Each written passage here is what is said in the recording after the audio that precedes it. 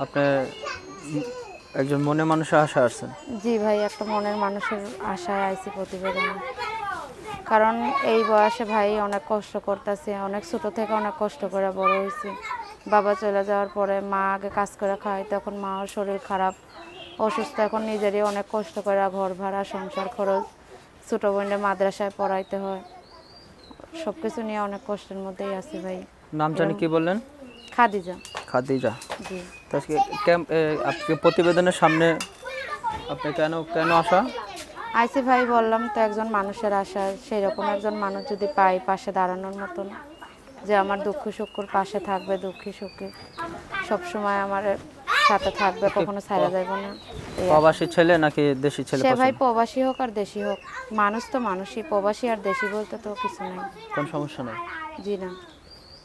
এখন এই যে প্রতিবেদনের সামনে আসছেন, যদি কেউ জীবনসঙ্গী করতে চায়, জি।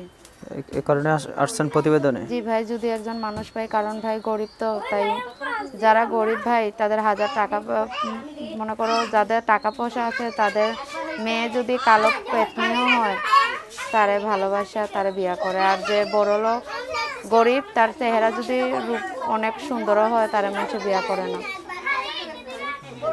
তাই আজকে প্রতিবেদনের সামনে আসছেন মনে মনে মানুষের আশায়, আর জি জি জীবনসঙ্গী করবেন। কিভাবে যোগাযোগ করবে আপনার সাথে? ভাই, আমার ফোন নাম্বার আছে। আমার মামা আমার একটা ভাঙাচোরা ফোন দিছিল, তো ওই মোবাইলটাই আমার কাছে আছে। আপুর সাথে যারা যোগাযোগ করতে চান, ফোন নাম্বারটা বলে দিচ্ছি: 0133905047।